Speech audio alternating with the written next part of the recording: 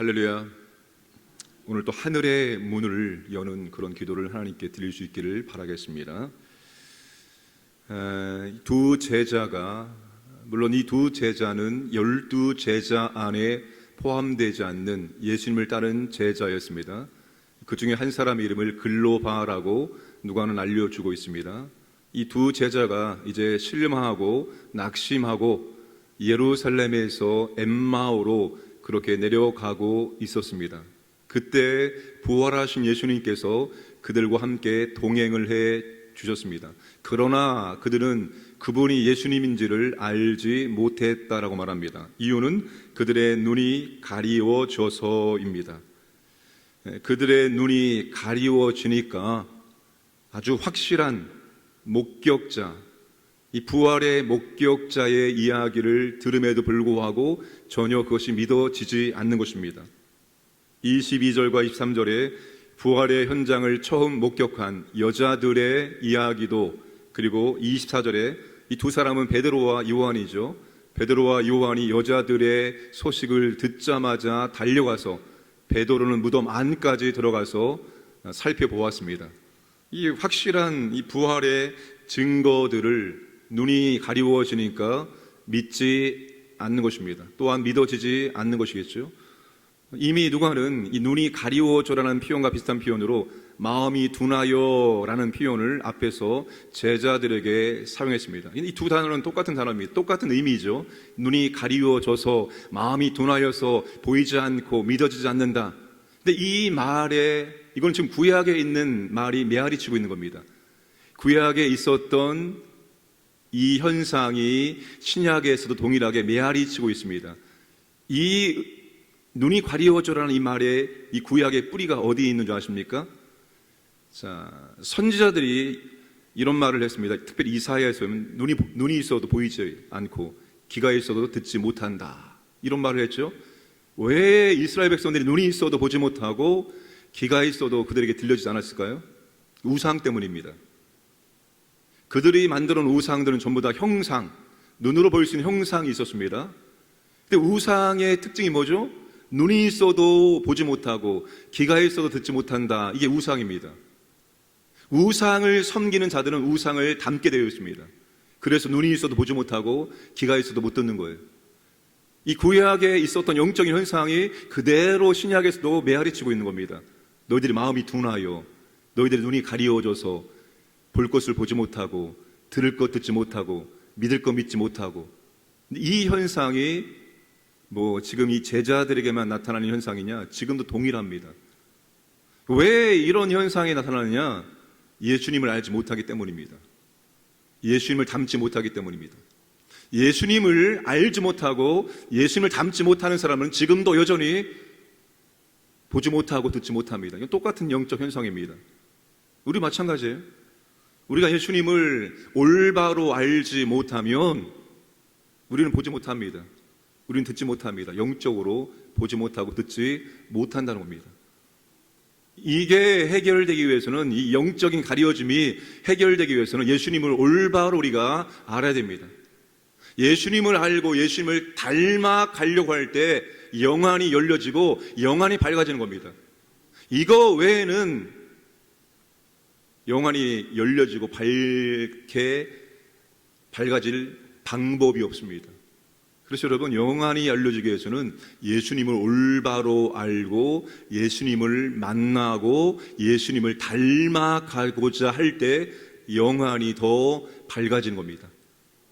다른 방법으로는 영안이 밝아지지 않습니다. 이 눈이 가리워진 이 두 제자를 주님께서 눈뜨게 만들죠.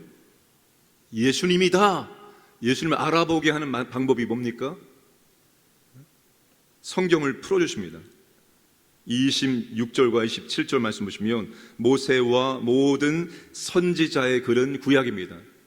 이 시점에는 신약이 기록되지 않았기 때문에 여기서 말하는 성경은 전부 다 구약을 가리키고 있는 것입니다. 예수님께서 구약에서 그리스도의 영광과 고난에 대한 말씀을 자세하게 설명해 주셨습니다.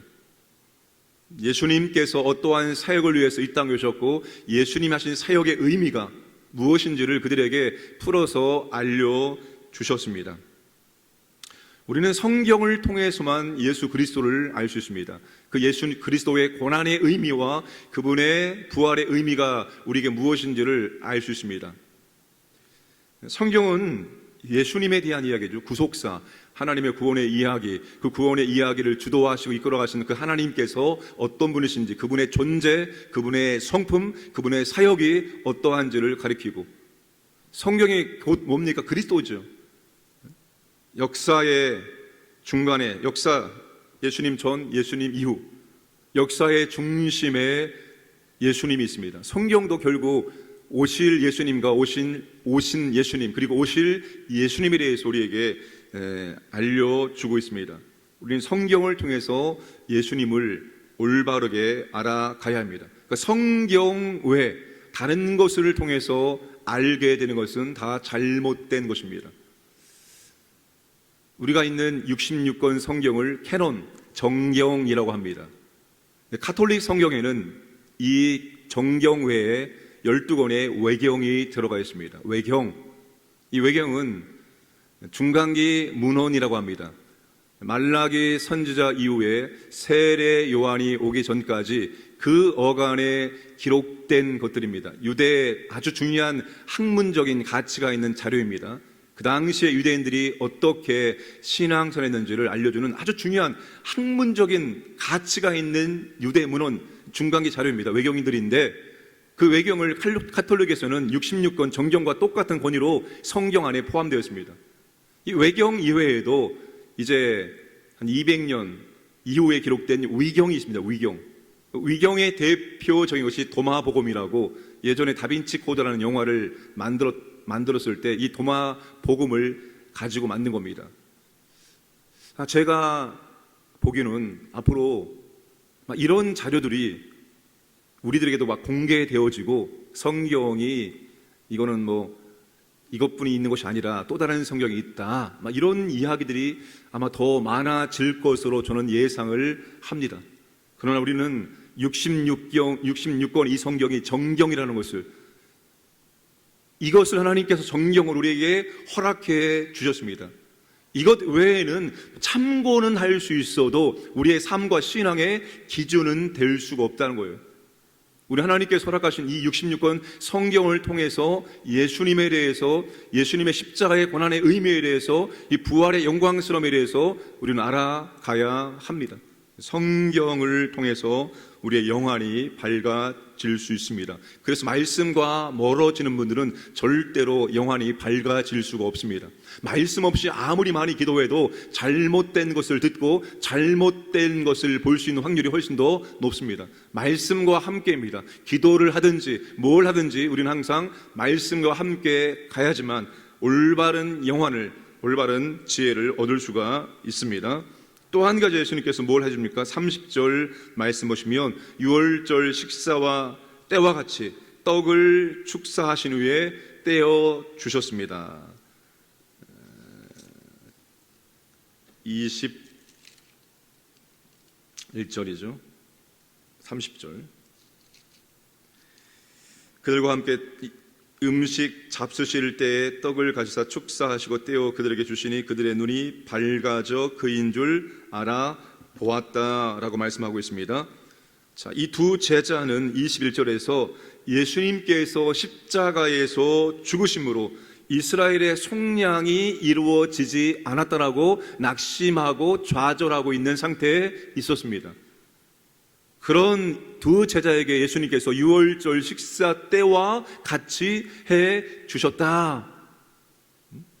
가지사 축사하시고 떼어 주셨다. 오병이어 사건에서 예수님께서 보여주신 행동들을 지칭하는 단어들입니다. 무엇을 의미하는가 하면 십자가에 죽으시고 부활하심으로 이스라엘의 속량, 새로운 출애굽이 완전히 이루어지게 되었다는 겁니다. 그들은 이스라엘의 속량이 이루어지지 않으므로 낙심하고 있는데 그게 아니라 이스라엘의 속량이 완전하게 이루어지셨음을 주님께서 성찬을 통해서 다시 한번 보여줍니다. 부활을 통해서 죄와 사망으로부터 우리의 구원을 완전히 이루어 주셨음을 보여주는 겁니다. 우리가 성찬할 때마다 이거를 다시 묵상해야 되는 겁니다. 떡을 받아 먹고 잔을 마심을 통해서 주님께서 십자가에서 그리고 부활하심으로 우리의 구원을 완전히 이루어 주셨구나.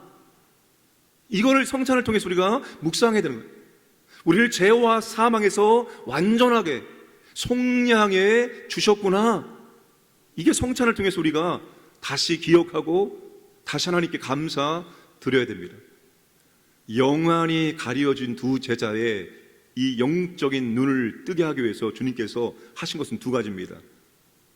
성경을 풀어주신 겁니다.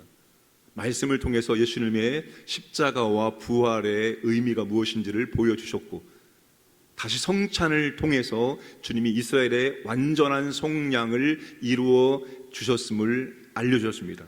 이 두 가지를 통해서 영안이 가려졌던 제자들의 영적인 눈이 떠지게 되었다는 것입니다. 오늘 우리도 마찬가지입니다. 우리 영안이 밝아지길 원합니까? 그럼 두 가지 하시면 됩니다. 하나님의 말씀과 성찬의 그 의미가 무엇인지를 바르게 알고 그 성찬에 참여할 때마다 그 그리스도의 그 고귀한 속량을 떠올리면서 감사하고 기뻐하고, 우리도 이제는 죄와 사망 이기신 그 주님의 부활 권세로 살아갈 수 있고, 그 부활 권세로 우리도 죄와 싸워 이길 수 있다는 그런 소망, 이게 여러분 우리의 영안을 열리게 해주는 것들입니다. 이 두 제자가 가리워진 눈이 열리자 어떻게 합니까? 엠마오로 가던 발걸음을 다시 예루살렘으로 향합니다. 그 당시 예루살렘은 제자들에게는 살벌한 곳입니다. 그런데 그들의 발걸음을 다시 예루살렘으로 돌립니다. 그리고 거기 가보니까 이미 11 제자들이 모여 있었습니다. 11 제자가 사도행전에서 완전히 다른 모습으로 바뀔 수 있었던 이유는 부활하신 예수님을 만났기 때문입니다. 사람이 바뀌는 게 쉬운 일 아니죠. 사람 절대로 안 바뀝니다. 바뀔 때가 있습니다. 바로 부활과 같은 아주 이 놀라운 것들을 인생에서 경험할 때 바뀔 수가 있습니다. 제자들이 바뀐 이유가 부활하신 예수님을 만났기 때문에 바뀔 수가 있었습니다. 예수님을 바르게 알고 예수님을 확실히 만난 사람들만이 인생을 돌이킬 수 있습니다. 그게 회개입니다. 슈브, 돌아서다. 내가 가던 길을, 내가 저 곳을 향하여, 저 목적을 향하여 가던 길을 완전히 돌아서는 겁니다.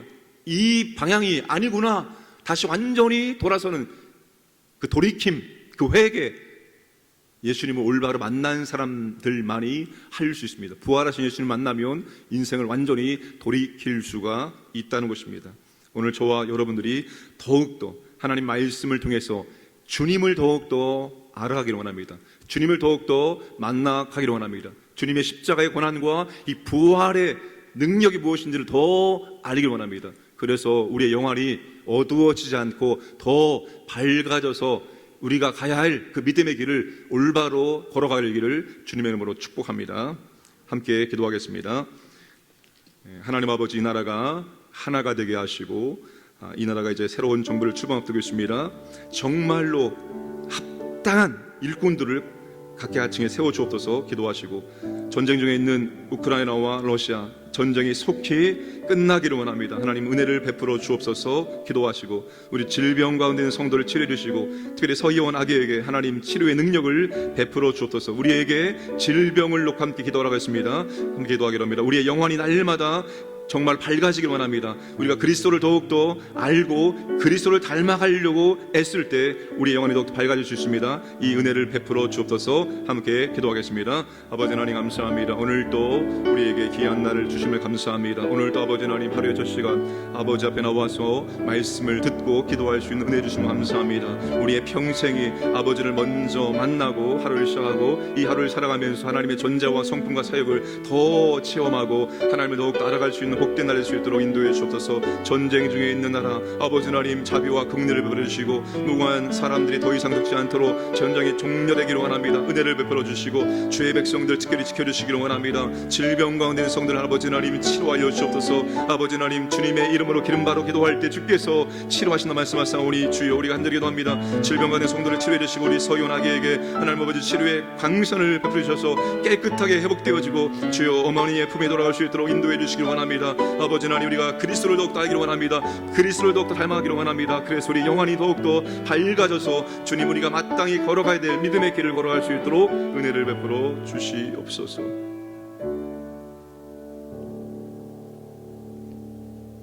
아버지 하나님 우리가 그리스도를 올바로 알지 못해서 성경에서 말씀해주고 있는 하나님과 그 십자가의 고난과 부활의 의미를 우리가 온전히 알지 못하여서 우리가 영적으로 어두워지지 않게 하여 주옵소서. 우리가 날마다 아버지의 말씀 앞에 가까이 서고 그 말씀을 통해서 아버지를 만나게 하시고 정말 십자가의 은혜와 사랑을 깨닫게 하셔서 우리의 영혼이 밝아져서 날마다 주님 원하시는 믿음의 길을 걸어갈 수 있도록 은혜를 더하여 주시옵소서. 특별히 아버지 하나님 이 나라 가운데 하나님의 자비와 긍휼과 은혜를 허락하시고 나뉘어진 마음들이 한 마음 될 수 있도록 도와주옵소서. 나라와 이 교회를 특별히 붙잡아 주시옵소서. 하나님 몸된 교회가 주님 기뻐하시는 교회로 더욱더 나아갈 수 있도록 인도하여 주옵소서. 질병 가운데 있는 성도를 하나님 아버지 특별히 위로하시고 주님의 치료의 능력을 베풀어 주시옵소서. 오늘도 이 하루가 우리 하나님을 더욱더 만나고 경험하고 하나님께 감사와 찬송 돌릴 수 있는 복된 날이 되게 하여 주시옵소서. 모든 주의 백성들의 가정과 자녀들과 생업과 또한 모든 사업장을 지켜 주시옵소서. 감사하며 예수님의 이름으로 기도드리옵나이다. 아멘.